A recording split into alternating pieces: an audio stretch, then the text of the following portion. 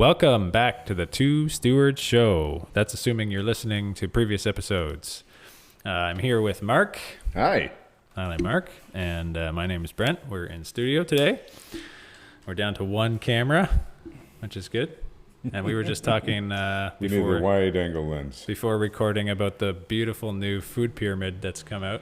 Oh, yeah. And you had to hide your Coca-Cola behind the screen here. Oh, the food pyramid. There it is. Yeah, where is it? Zoom in on that thing. Yeah, if you're not watching this, let's just say you can be prepared to indulge yourself in some delicious Cereal. processed, cereal and sugary things and low fat, no meat. Yeah, I don't know. So if that's your thing. I'm pretty sure like Cheerios ranked higher than beef. Yeah. Because they actually had But like a verbal written list. Yeah, who sponsored it? The maker of Cheerios. Okay. Like General Mills and the FDA too, but yeah. Yeah, he's not big into cows. Just the low-fat cows. Low-fat, low-protein. The lean cows. Well, we're coming into lean times here, are we?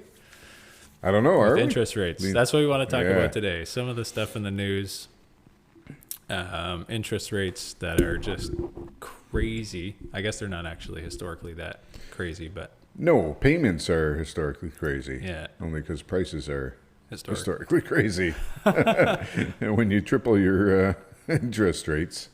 Well, I've had like a lot of feedback from clients, like investors who are like, man, I'm getting killed. Like, yeah, same here. Wow. Like all over the place. I hear it from investors. I hear it also from like our team, mortgage brokers, different people like real estate agents, but also on the tenant side of things.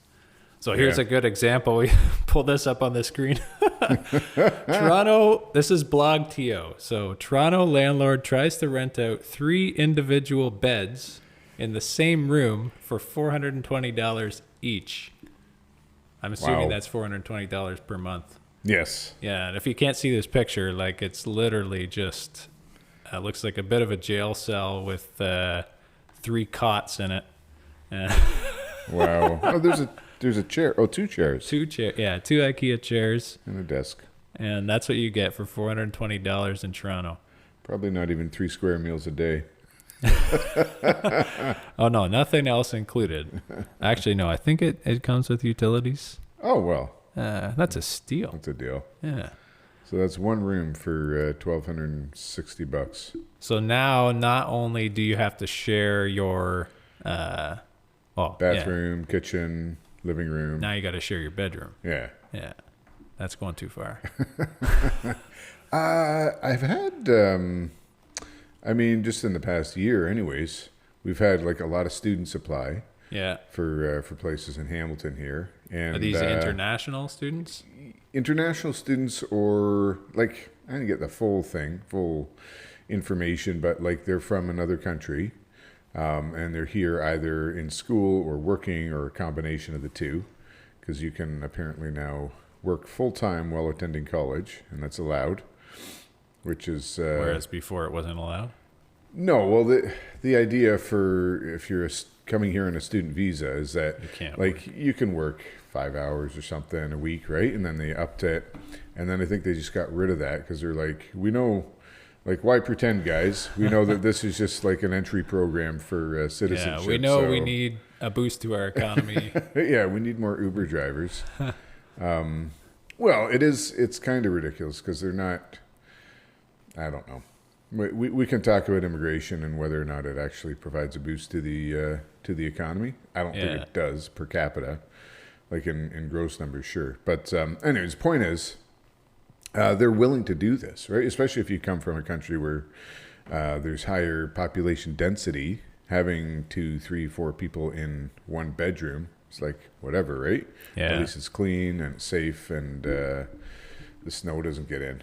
Well, it's just it's a sign of landlords trying to make the numbers work when you see 3 beds in one room for $420 a month. So what is that? $1,260. So that's $15,000 a year. Well, how many rooms do you think he's got in that house? that he's doing the same thing Yeah, with. interesting. Right. Well, I mean, that looked like a basement apartment, so it could be just like he had one room Yeah. in his basement, or yeah, maybe he's got a whole bunch of rooms. Yeah. So yeah, interesting. I'm all about maximizing value, but that's It's a bit much. that's a bit much. Yeah. Although what have we heard for, was it Western? London, I think, right? Yeah. Where they're getting some rooms. How much were they renting rooms for, student rooms? I don't even know. Like $1,200 a month. Now, it was a nice, like, beautiful place, all Yeah. done up, but still $1,200 a month. Yeah. I can see that if you have like your own bathroom Yeah. or like a shared bathroom. Yeah, I with think another they're room or something all like that. like en suites and, Yeah. granite and all that jazz, but still, Yeah. like, Yeah. we're talking students here, right? Yeah. Wow. Okay, so what you mentioned some numbers before we started the show Yeah. about the number of, is it temporary foreign work or temporary visa holders? Well, Is okay, it TFWs population or growth. So Q2, that's Okay. what is that? End of June. just this overall year. population. Yeah. So Okay. Canada. Okay. So first off, Canada hit 40 million people. Yay, Canada! Yeah. Happy birthday or whatever. That was June 16th. So just before the birthday. I don't know if the government was pushing hard to hit that before the birthday. No, maybe. Good birthday present. But anyways, 40 million people. So I always still think, oh, maybe 30, 33, 35 million. But no, we're I'm at still 40. under 30 million in my Yeah, head. okay. That's when I stopped maturing. Well, because I think we're about 1/10. Well, It's, it's true, right? Yeah. Men, I don't know. For me, anyways, you always feel like yeah. you're in your 20s Yeah. and or maybe younger. And 'cause you just check the population of Canada, and then you just kind of think, all right, we're 30 million. it's true though. Like Yeah. music, clothes, all that stuff. You Just look kinda at like frozen in middle-aged time. guys, and lots of Yeah. guys out there, well, older than middle-aged now, but lots of guys out there rocking the 80s, Yeah. 80s hair and or mullets or whatever, right? Because just at a certain point in time, you stop caring, and Yeah. and Well, that's I've it. always imagined Canada's population is 1/10 of the U.S. yes, So we have, our U.S. has 10 times as many people. yeah. That means they have 10 times as many smart people and dumb people. And the people are 10 times smarter, like the smartest guy, maybe 10 times smarter. Okay, and right. the dumbest guy is probably 10 times dumber. Yeah, I'll buy that. Yeah. I'll buy anything. But anyways, to break that down, so of the 40 million, 1.2 million of them came in the last year. So that's from like June 22, so 2022 Yeah, to June 2023. 1.2 million. 1.2 million I was still wrapping my head around the 1 million for last last time. calendar year. Yeah. So now push But that that's forward. ramped up. Yeah. So our growth rates increased to that 3.1% growth rate, and that's 3.1. 6 times higher than the U.S. So Canada's growing at a rate that's 6 times higher than the U.S. Wow. Is that That's, sustainable? it could be if we had massive infrastructure investment. Yeah.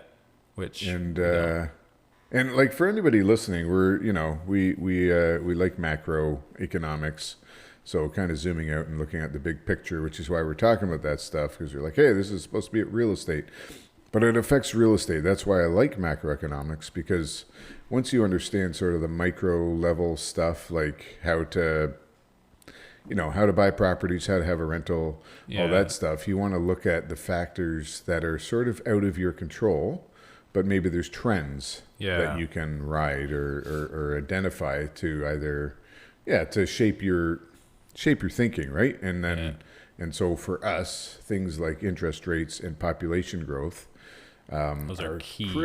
critical, especially in Canada, right? Population growth in the States may not be as critical. For some of the areas that I'm looking at, it is, but we're looking at sort of interstate migration, right? Yeah. But yeah, that's why we're talking about this stuff. If you're listening and you're like, hey, what is... Well, I mean, not everything is related, I guess, the food pyramid, but the other stuff has a very big effect on the direction we take as investors. So, Yeah. but Well, yeah. If so, my thought is, so why do we have this kind of growth? Like, is it that all of a sudden Canada appears on everybody in the world's Google search when they're looking at, I want to move somewhere, and the Canada pops up and they're like, hey, you could live here because it's so affordable and so nice. And like, we have, all these different beavers and lumberjack shirts. And Do we? Are there different species of beaver? No, I don't know. We have at least 2 in this country. I don't know. Okay. No, 2 beavers, but. Okay. Not 2 different types. But anyways, so what's attracting the people to Canada, right? Or is it the Canadian government saying, hey, we need population growth and people aren't having children. Our population is aging because of that. And if we want to keep this economy going and support all of the things that the government supports, like healthcare and education and whatnot, we need to have people, and we need productive people. So we want to boost immigration. So they're actually targeting people. So I don't know the answer to that exactly, but I'm assuming it's more the latter because I don't know how the Google algorithm works. But well, I look at it as I don't know, like a room with a whole bunch of doors and lots of people in it. yeah, And there's people are clamoring. So typically people from third world countries they're clamoring to get out. And then you've got a whole bunch of doors, which is different countries, like the States, like Canada. So the U.S. could have the same population growth. Yeah. No problem. If they opened that door open more, Yeah. right? And that's Yeah. all we've done. I don't think there's more demand necessarily, other than colleges and universities recruiting abroad, Yeah. which is that, that's a whole other topic. Which I think I've talked about before. Yeah, because for them it's not in good terms. economic, right? They need. Yeah, and I should have pulled that up before, but some of the growth rates for small colleges, like just ridiculous. And we're not talking especially in like non-permanent in people from foreign countries. I mean, well, so like foreign students. my point is this is a whole industry unto itself, international students. Yeah. And it's not a good thing, I don't think, for anybody other than the colleges or universities who are benefiting. Yeah. But yeah, there's because colleges. every student they get is like way more tuition. Oh yeah, 3 or 4 times as much, right? So you can just, there's rules on what you can charge for domestic tuition, but international is not regulated like that. So there's there's recruiters, there's companies that will just go and recruit for colleges, and then I think that's what most colleges do is use like a third party, but some of them also will directly advertise. So India is like a huge market for Canadian education, which just saying that sounds wrong, but it's a fact. So when It's you're a in fact. India, for example, and you're looking to get out, and Yep. you're looking at all the doors, all the different options, and you see Canada is opening their doors wide open, and the path to get there is just easy. Yeah. You just choose Canada. Well, because and your cousin did it, and, Yeah. and whoever before him, right? Like word gets out, and then they're advertising, and they're going to like smaller communities as well, right? It's not just the big cities, but they're going around Yeah. advertising, and people are like putting the family farm up in Hawk to pay for these students to get out, and you can't blame them, right? Yeah. If they're in desperate circumstances, or even if they just want to make things better for the family, then I mean that's our parents did that, right? Yeah, and Canada's being welcoming and receiving them, giving them opportunity. Or They are, so except for when say. they get here Yeah. and they see, well, you can rent this bed for $420 a month, Yeah. right? Have we got to the point where we're actually sharing beds like that? Well, I mean, like I said, I've had applicants who, clearly they were going to be sharing beds. Yeah. Because there wasn't enough room for 2 beds in this room. Yeah. And you have like 6 people applying for a 3-bedroom. Yeah. Where are they going to sleep, right? Yeah. I mean, whatever, that's up to them, I suppose. Yeah. But yeah, it is a bit of a, I mean, there's a sales pitch, right? Like Canada, land of opportunity, which, I can agree with that to a large extent. But come get this hairdressing degree. And not to put down hairdressing, but we don't need to recruit. Degree? Yeah. Yeah, I can't remember, like aesthetics or whatever, right? Yeah, okay. Right? Like nothing wrong with that, but I don't think that's a good reason to uproot to spend 40 grand in tuition or whatever it is Sell halfway your across the family world. farm. Yeah, sell the farm or mortgage it or whatever to send one of your kids over here to get that degree, Yeah. right? Because it's not going to provide the kind of return that you're looking for. And I mean, like a lot of these people kind of know that as well. And I think, I'm not privy to the recruiting process, but I'm sure part of it is like, look, guys, you just need to get in with a student visa for anything. Yeah. And then once you're there, it's much, much easier to actually get In the citizenship, system. Yeah. right? Or to get permanent residency, and then like figure out what you're going to do after that. And that's what we're seeing a lot of people do, right? They'll enroll in these programs, and eventually finish them, I guess. But that begs the question, like, what value are they getting? Yeah. Like they're paying a huge amount of tuition for something that they know they're not going to use, which is, I mean, what we used to do, I guess, here. Went to university for something I would never use, but it wasn't a huge amount of tuition either, though. It wasn't life-changing for a family, right? And then the idea is you sponsor the rest of your family to bring them over here. So good for them for trying to do that, but we're advertising this as a program. And so if you're bringing in, like, just in purely economic terms. Yeah, I have the breakdown here of how many. So 60% of the 1.2 million was non-permanent residents. So that's the category you're talking about where, I don't have the actual thing on the screen, but. Oh, sorry. So 730,000 people. So if you're a non-permanent resident, you're basically, most of them are probably renters, right? Yeah. So they're going to need a place to live. They're going to need a place to live quick, and they're not sure if they're going to be staying here. I mean, most of them are probably thinking about it or working towards it, and hoping for that, but they're not going to be able to buy a house. No. So that's 730,000 new renters in Canada in the last 730,000 in the last 1 year. So June to June. So if you think like 40% of them, That's just new, not including like inside of our country, new people looking to rent or people not like moving household around, formations or the other immigrants, right? Yeah.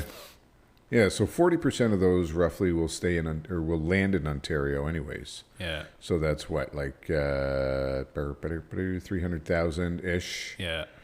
300,000 new people just in the last year in Ontario. Majority of those are going to be in the GTA. Like, Yeah. ridiculous. We're not Yeah. building houses at, what did you say it was? 3.1%? Yeah. Growth rate. Yeah, we're not building houses at 6 times the rate of the United States. No. We're or not, any of the other services that we yeah, need to like support. sewers, hospitals. Well, and the financial situation, which is kind of, we want to talk about the interest rates, Yeah. are not making it easier. It's not stimulating anybody to go create housing right now, No. right? No, It's housing absolutely- starts have dropped. Yeah, it's absolutely like very difficult to buy a piece of land, build several housing units, rent them for what tenants are calling reasonable rents, Yep. and make money, or just cover your costs. So nobody's doing it. So Yeah, you're why making the would problem you? worse. Yeah, And the I just- government is not doing anything to help, right? They're just making it worse. Because people are always like, oh, the government needs to step in, socialize housing, and Yeah. all our problems will go away, right? Yeah. Here's what the government's doing. They're just like adding fuel to the fire, just dumping gasoline. Well, they have raised rates.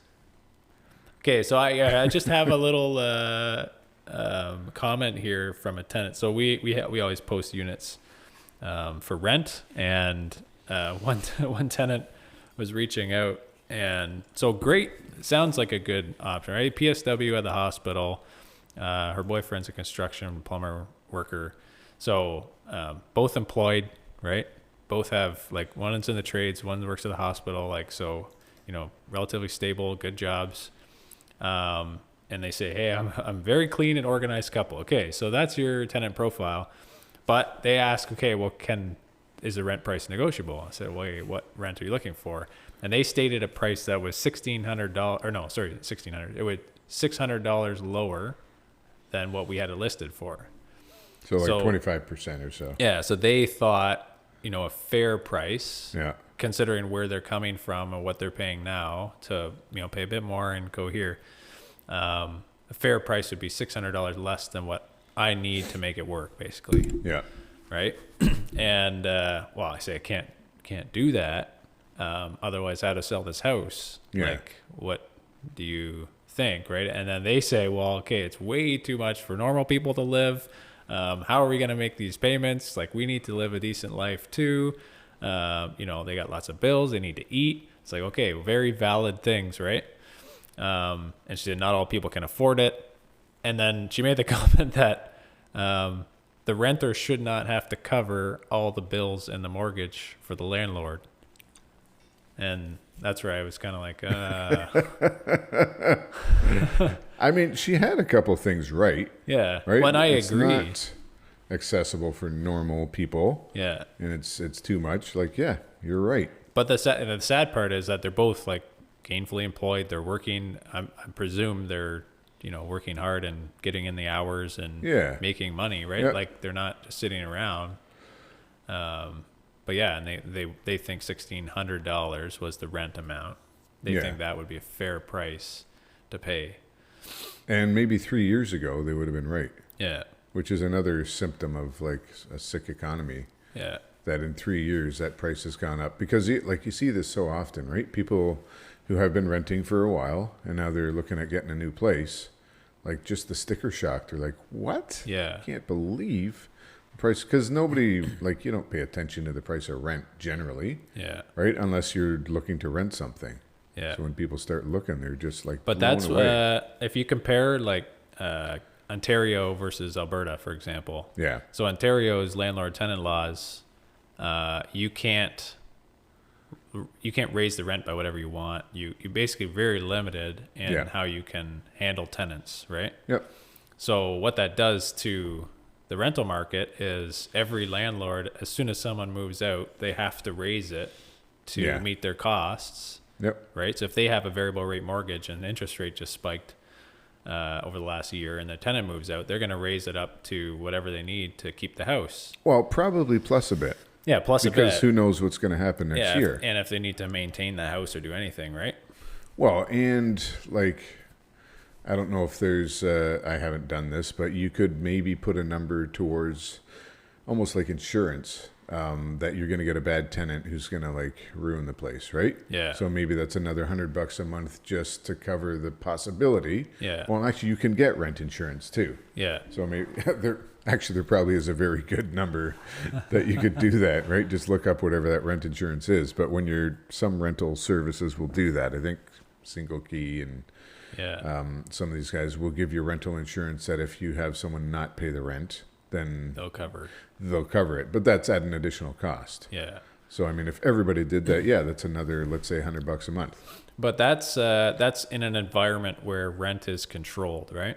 Rent is controlled, and the tenants are very well protected to the Yeah. point that they all know. But if you compare that to a jurisdiction like Alberta, Yeah. right, and you can go through the states too, Yeah. but there is no cap, and you don't have to renew a lease, so you can basically say no, like you have to move out when your lease is expired, Yeah. right? So what that does to the rental market is all the units are priced reasonably even, right? Like they're fair. Yeah. You don't have this big disparity between some guy who's been locked into his unit for 15 years at a lease, that's, let's say it's $1,000 a month for a whole house. Yeah. And now if he were to move, it'd be $3,000 for the same house. Like he's never going to move, right? So you have this No. big disparity Yeah. between his neighbor who just moved in is paying $3,000, Yeah. right? Whereas when you take away the controls, like they both be at 1,500. So now you don't have this guy not paying enough, but you also don't have the people paying way too much.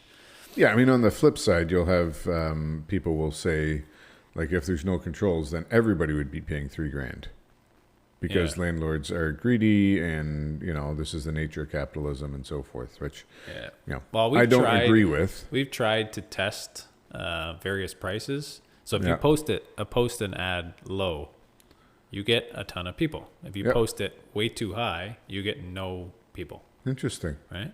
Huh. It's like, How that works. yeah, supply and demand. So there is a threshold there, right? Yeah. But I'm just saying if everybody does it, No, I'm not saying I agree with that point of view, but that's the argue for rent Yeah. control, because otherwise nobody would be able to afford it. Well, guess what? We have rent control in some form, and nobody can afford rent. yeah. So I can't afford to rent in our houses. Yeah. Yeah, I know. We were talking about, my wife and I, interest rates the other day, because, ours have gone up, even on our personal place. We're just like, holy cow. But then we did the math for like what it would cost to rent our house, and it was still more than what we're paying in Yeah. a mortgage, right? Yeah. And maybe, once you add like, You mean like if home you were to repairs. be tenants? Yeah, Yeah. if we rented out the whole house, because What it's could you got a get? basement unit and and it would be more than the mortgage. Add insurance, and like it probably works out even, I guess, in the end. But the point is, it's not like an out of touch number with reality, Yeah. right? Rent naturally follows housing prices and interest rates as well. So, I agree with this person who applied, right? It sucks. Yeah, and I agreed with But- them too. I'd love to be able to charge a fair market value for the house, but I'd love to be able to charge less, obviously, and accommodate some of these people. But we cannot do that without selling the house, and then we're not providing housing to anybody. So, that's what happens when rates go up. Yeah. Yeah. And you're So- seeing people getting less house for Yeah, the same amount of money or more, right? Instead of renting that whole house, well, now you can rent the upstairs. yeah, for way more than the whole house. Yeah. So why do you think this last interest rate hike cycle has been so dramatic? Like what led to that? What led to, like, what made the government? Yeah, like why Well, it's for somebody optics. who's not really into macroeconomics and they see the rate go up every 2 months and they're like, "Okay, this is strange." Like what So I was just looking at, like I read this to you earlier, but I'm gonna read it again. So I had like predictions are bad to, it's a bad business to make predictions. But I wrote something, I don't know, last year anyways, beginning of the year. So I said there's really two choices the government is faced with, neither of them palatable. Raise interest rates, tank the economy, and send debt payments through the roof, or let inflation run hot, making life miserable for low and middle income Canadians, but reducing the debt burden. I think it would be the second. So I figured they would probably just let inflation run high. so the government had two options. Pretty much. Yeah. To either just leave rates kind of where they were, maybe raise them a little bit, but whatever, and just let inflation run hot, run its course, which is detrimental, especially for low and middle income Canadians, right? Yeah. Like, which we've seen. Price of Because if groceries. inflation goes up, then all of the things that you need to live are more expensive, but all the people who already own assets benefit. Yeah. The people who don't get Yeah, because the people who have assets are receiving increased income generally, Yeah. so to offset for the increased prices. But people who are on either a fixed income or just a regular income, but don't own something. Yeah, they don't own something. So the cost of gas, the cost of groceries, rent, all these things goes sky high. And so this is what the government chose to raise rates, because they're deathly afraid of The optics of the optics, not the actual reality. And, they were like, hindsight is 2020, but they were far too late in raising interest rates. If this is the path they wanted to go, they should have done that much, much sooner to tamp some of this inflation before it happened. And now I think they're behind the curve again, right? We're still raising. and everything. Inflation is ostensibly coming down. Yeah. So I think they're just like hitting too hard, too late with that big hammer. Yeah. But we know, like, in the long term, that raising rates is not sustainable. That's the word I'm looking Yeah. for the government, because it affects their own payments on And that's on why debt. you said it's the optics, right? Because they can say we're going to raise the rate, and the idea is that that will lower inflation, which it does. Yeah. Well, one, them just saying we're going to raise the rates should have an effect on it because Like consumer behavior would change. It was like, oh, prices or rates are going up. We better not buy that thing. Yeah, let's not go on vacation. Yeah. Let's eat Cheerios instead of steak. Exactly. Bringing it full circle. Yeah, that might lead to an uptick in healthcare expenditures, which would kind of. This is just a mess. So here's, oops, wrong screen. There Here's just a quick thing. Now, this is in the States, but I mean, really, the States' economy, notwithstanding our population growth, their economy still is much bigger than ours and determines what we're doing. So interest costs now exceed defense spending. And if you know anything about the States, they love to spend money on defense. Yeah. And I'm not talking about the one in Mexico there that they were building, Not right? that fence. Not that fence. But the army and stuff. So, yeah, June 23, $852 billion in interest costs. This is over 12 months. Versus $751 billion of Defense Department spending. And so, like, this is including war in Ukraine. Yeah. Right? Tons of spending they're doing there. So, But if you can't see this graph on the screen that Mark has, so like it's jumped up significantly. The interest costs have jumped up significantly in the last. March 2021 interest costs were at $482 billion a year. So they have not quite doubled, but close. Because now, what are they at now?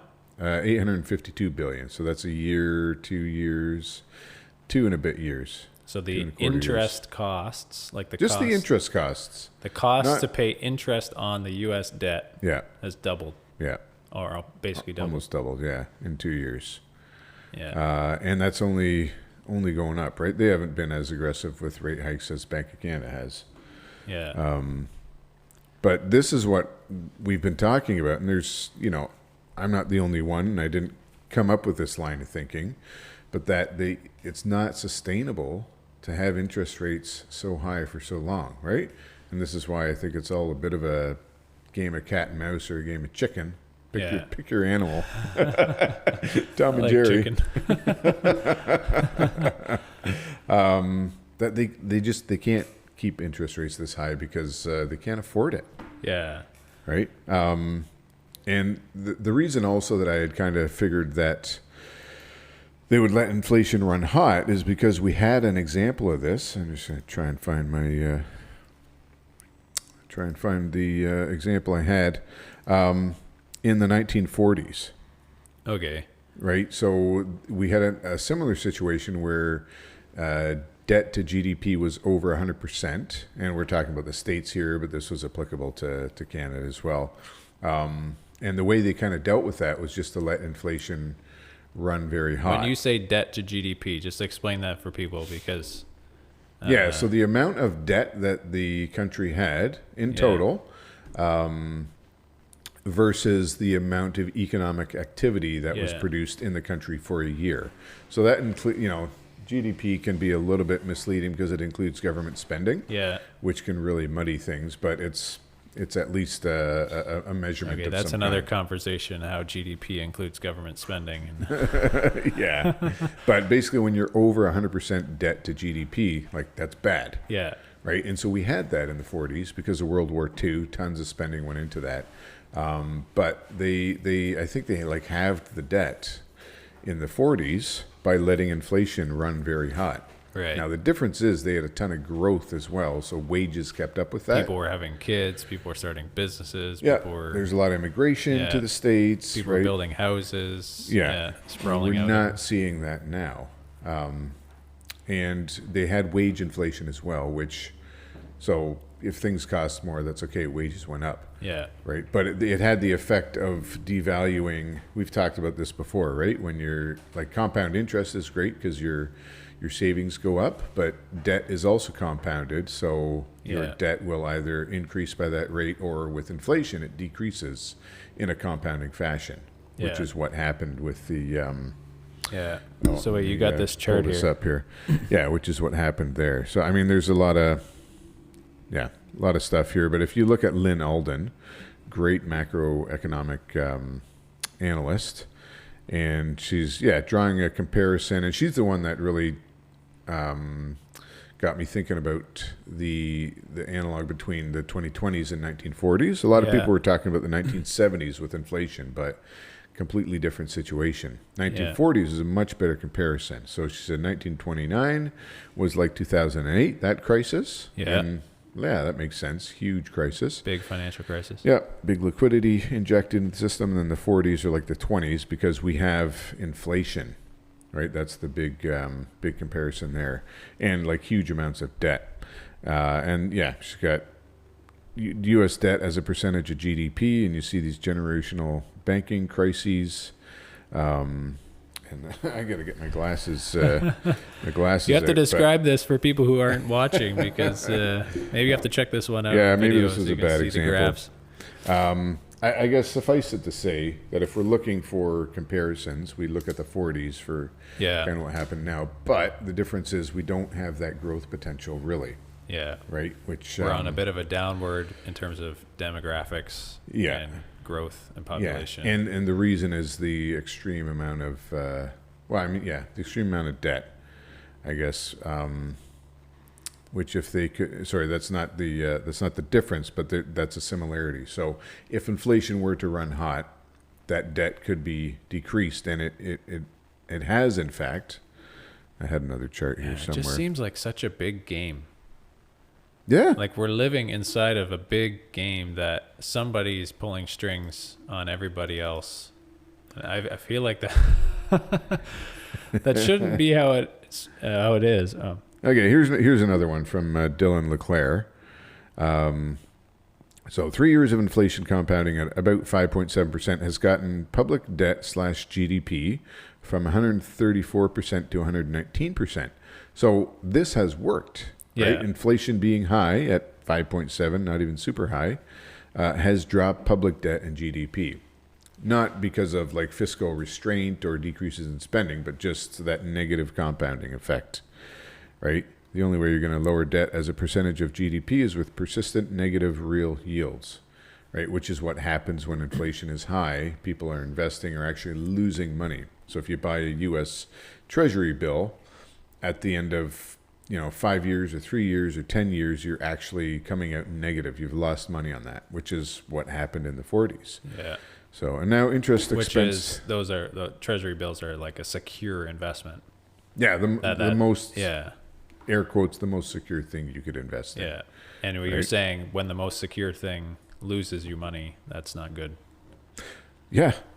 It's not. And his final comment, now interest expense is about to be $1 trillion due to higher yields. So we just saw how it was at 852 billion. It's with rates going up, that'll increase to $1 trillion very soon. This is the debt payments you're talking about, The debt right? payments, yeah. So, you've got the chart with CPI and federal debt here, but if you're not watching, but the point is, rates have to go down because the U.S. government especially, well, in Canada too, right? Most of their tax receipts are going to be eaten up by interest payments. Yeah. Which means you can't spend money on other stuff. Yeah. Social Security, veterans. So all of the things that Army. people actually want and need. Yeah. Healthcare, education, Army. So what do, right? You print more money. Yeah. Because there's an outcry from people. Yeah. And so, I mentioned the blog post where I was wrong. They increased rates as opposed to letting inflation run high. But I still stand by that over the long term. In the short term, we've seen a pretty big bump in just in the last year in rates, but I don't think it's sustainable. And we're going to see rates drop, I think. And lots more money enter the system. Yeah, well, there's good reasons to expect them to drop, basically. Yes. That's what you're saying. Yeah. And so like I said, making predictions is a terrible business, but there's a lot of very strong reasons for this to happen. And I guess the one thing, just quickly on inflation, is what the government is worried about, which is kind of kind of funny, but everybody's worried about wage inflation becoming sticky. So sticky just means it sticks around, Yeah. right? When you're talking about inflation, but they're worried about wage inflation. And I think So describe wage inflation for a minute. well, that's when your wages Go are up. also inflating. Which is so isn't that a good thing? you would think, but the problem is that really makes inflation cyclical. And Right. it's like an ever increasing, it's like a catch-22, right? Because if Yeah. wages go up, then the price of goods has to go up, Yeah. right? Yeah. So if a loaf of bread goes from $1 to $1.50, and then my wages go up, well, the wages of the people making the bread also goes up, Yeah. which means now bread goes to $1.75, and then Yeah. my wages have to go up to keep up with that, right? Yeah. Which is so the government's like, we're gonna nip that in the bud, and I think this is the thing they were worried about was wage inflation, which if you're a wage earner, like you should be a little bit upset about, right? Because they're like, well, whatever, cost of Goods gas can and go up, yeah, but goods your can go up, wages. but not your wages. That's right, and that's essentially what they did. Was like they waited until inflation was like just roaring. Yeah. And I think we've talked about this too, right? If you believe the official inflation rates or not, which Yeah. I don't, but if it's at least double what they post, Yeah. we talked about that whole CPI Yeah. basket, right? Yeah. So they waited until it was out of control, and then they're like, "Oh, wages are starting to go up. We better do something about this." And that's another reason I think if inflation, wage inflation is kind of stagnant, then they'll feel more confident to drop rates again. Yeah. And in the UK, I think somebody actually, I think it was the governor of the Bank of England, appealed to workers and to unions to like, don't call for wages to go up, guys, because this is bad for everybody. Yeah. Right, and this is like some rich dude. Like it's really very ironic. Yeah, it's a bit of a game too, because statement. between countries, right? If one country does raise wages and the other one doesn't, then you got a bit of a competition going on. Yeah, Yeah, and then your exports are affected. I think in the near term, so if consumers are out there and they expect further hikes, right? Because we've just heard that, like, we just had another hike in July. yeah, And they kind of have this narrative like a few months ago where they were, oh, we're going to slow down. And now they've had 2 more increases and they're still talking a tough game, right? We're going to keep yeah, the pressure on, right? So what could happen is consumers overreact, right? So they expect higher rates and then they're just basically holding back on their spending, right? Yeah. Like we just said, we're not going to be paying money for things that we don't need. We're going to try and conserve because we're expecting that the rates are going to go up even further. yeah. So, but that has like a bit of a detrimental effect on the economy as well, right? Because now you're not buying things and the economy slows. And it's kind of like this downward spiral, right? Yeah, and that was my initial thought. Right, you raise rates, Yeah. you kind of tank the economy, and that was the common thinking. And then like, we're usually headed for a what recession, happens but oh well. What happens when it comes down like that is the government needs to step in and turn it back around, right? So you have this big, like, we're on the high now, we got to go back down to the low, and then, but if like you said earlier, they're always overreacting, right? They're waiting too long, and then they overreact, and then the thing goes, and it's this pendulum that just seems to be swinging harder and harder. Well, so and here's Like a lot of people I talk to, they say, well, rates aren't going to change until something breaks, like until the government breaks something, right? And it's almost like they can't make a decision in confidence until they hit that far end of the spectrum where, it's like, okay, we really messed this up. Yeah. We need to change really quick. And they need a reason, right? They can't just say, okay, that's enough now, we'll just do this. Yeah. They need like, okay, we can't afford to pay for this. And people are really worried about that, and they're really like, crying out to the government for help. Okay, now we'll change it. Well, I mean, it's politics. There's a lot of it, Yeah. right? Which, I mean, they're politicians, so that's to be expected. But a lot of it is just public sentiment, right? When Yeah. people, I think that's, when things break, fine. But not everybody is in touch with every aspect of the economy. So if something is broken, Yeah. not everybody would know that. Just like rent. If rent is out of control, most people don't know that Yeah. until they start looking for somewhere to rent. And they're like, what? Yeah. I can only get half as much for what I was paying before. But so here's an interesting thought, right? If interest costs are through the roof for government debt because of interest rates, like what will the government have to do eventually? It is, in my opinion, they're going to have to print more money. Yeah. They just either to be lower able the to rate- make those interest payments. Even if, so you're saying even if they do lower the rate, they still have to make the payments, and they're still going to be. Well, no, I'm saying if rates are high, Yeah. right? Because you have two Right. common scenarios: keep rates high, kill inflation, or keep rates low, let inflation run hot. And right? In both scenarios, the choice is to the way to fix it is to print more money. Yeah. Right, either print more money to meet interest costs, or if you break something, well, now you have to bail out the economy Yeah. and print more money. And that's like every time we've had a recession, like a bigger recession or a financial crisis, the response is flood the market with liquidity so that credit doesn't seize up, right? So that the banks don't stop lending. I'm just thinking there's probably a lot of people out there listening going, if I had a money printer and I have a variable rate mortgage, I would probably be printing that money too. Because Exactly. And Right. that's what the government has, a variable rate mortgage. yeah. In terms of, securities that they have out there. Yeah, they're on a variable rate. Yeah. Yeah. So that's actually, I never thought of that. It's a good The rate analogy. goes up and they feel the pain and they want to alleviate that pain. Yeah. And the only lever they have is print more money. Which, Well, because of the amount of debt that we have, there's Yeah. not really another way to deal with it. and then when you print more money, what happens? Well, what happens is asset inflation occurs. So, and this is again why we like real estate, because the price of real estate will go up, Yeah.